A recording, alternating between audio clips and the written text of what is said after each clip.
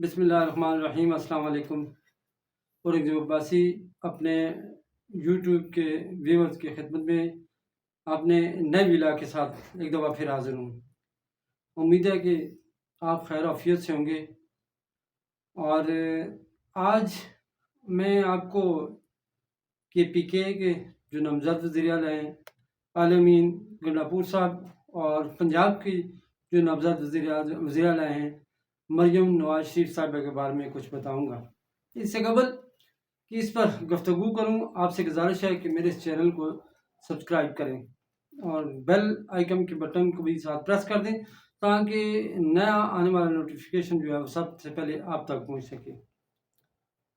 سامعین، KPK جو ایک ہسٹری چلی تھی KPK کے بارے میں یہ مشہور تھا کہ جو ایک 5 سالہ ٹرن اوور جو ہوتا ہے، جس کو بھی KPK کی عوام منتخب کرتی ہے، نیکسٹ وہ ہے جو ہے اس کو ہرگز منتخب نہیں کرتی، اس سے متبادل جو ٹیم ہوتی ہے یا سیاسی قوت ہوتی ہے اس کو منتخب کرتی ہے۔ لیکن 2013 سے یہ ٹرینڈ ختم ہو چکا ہے۔ 2013 میں بھی PTI، 2014 میں بھی PTI، اور اب 2024 میں بھی PTI۔ 2013 کے بنسبت 2018 میں زیادہ طاقت کے ساتھ آئی ہے، اور 2018 کی بنسبت 2024 میں تمام تر پابندیوں کے باوجود اس دفعہ کلین سویپ کہہ سکتے ہیں آپ کو، اس نے کیا 1/3 جو ہے اس سے بھی زیادہ اس کو پذیرائی ملی ہے KPK میں۔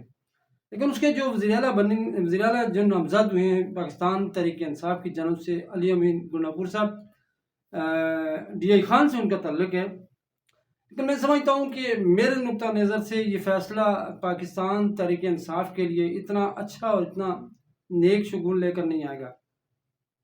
اس کی ایک دو وجوہات ہیں کہ علی امین گنڈاپور صاحب، ایک تو ان کے بارے میں ان کے اوپر بہت سارے ایلیگیشن لگتے رہے، مختلف پارٹیاں جو ہیں ان پر الزامات لگاتی رہی ہیں، اور سچ ہیں وہ جھوٹ ہیں وہ الگ کہانی ہے، اس پر میں نہیں جاتا۔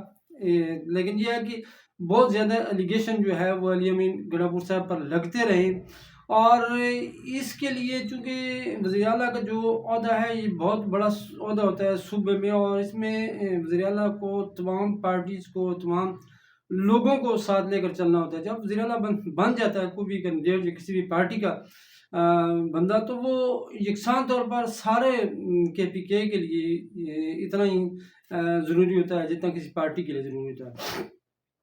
تو میرے خیال میں اس لحاظ سے جب وہ وزیر اعلیٰ بنیں گے تو ان کی جو ایک ٹرینڈ جو سیٹ ہوا ہے، یا ان کا ایک جو مائنڈ سیٹ بنا ہوا ہے، وہ انتہائی اگریسو ہے۔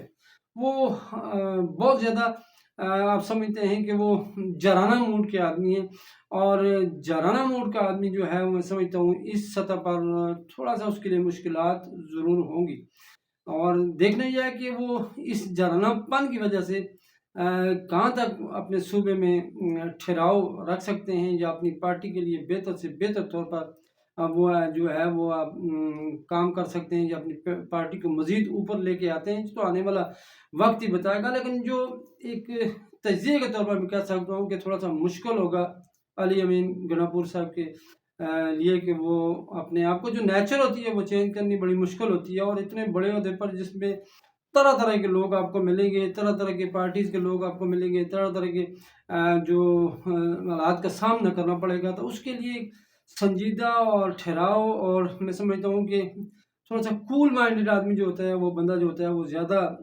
سوٹیبل ہوتا ہے اس عہدے کے لیے۔ لیکن ایک طرف یہ بھی ہے کہ جو ہماری بیوروکریسی ہے پاکستان کی، اس کے لیے اب دیکھنا یہ ہے کہ اس کے لیے میں سمجھتا ہوں اگریسو ہونا اچھا شگون ہے۔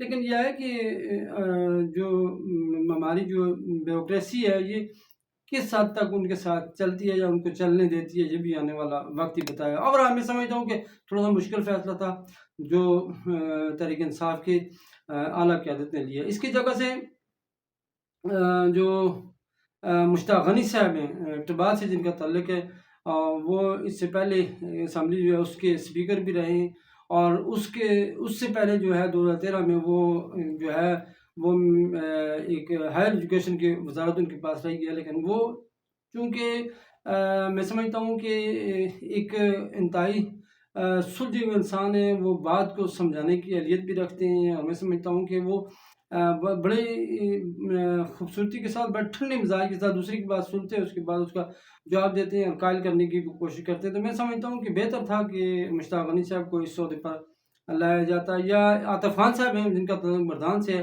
وہ بھی اس کے لیے بڑے سوٹیبل کینڈیڈیٹ تھے. لیکن پارٹی کا ایک فیصلہ ہے تو پارٹی کے دیگر ورکروں کو اور دیگر پارٹی کے عہدیداروں کو ماننا پڑے گا. اب آتے ہیں پنجاب کی طرف. تو پنجاب میں بھی ایک میں سمجھتا ہوں کہ پنجاب میں بھی مسلم لیگ نون نے بھی ایک مشکل فیصلہ لیا ہے، اور پنجاب جو کہ 60% آبادی کا پاکستان کا صوبہ ہے، اور 60% آبادی جو ہے وہ پنجاب میں ہے پورے پاکستان کی. تو اس صوبے میں جو سب سے بڑا صوبہ ہے آبادی کے لحاظ سے، اس میں مریم نواز شریف صاحبہ کو وزارت اعلیٰ کے لیے نامزد کیا. تو میں سمجھتا ہوں کہ یہ بھی بڑا مشکل فیصلہ ہوگا، چونکہ پہلے ہی ان کی یہ کسی بھی اسمبلی میں کسی بھی جگہ پر کام کرنے کی یہ پہلے ان کی پہلا تجربہ ہوگا.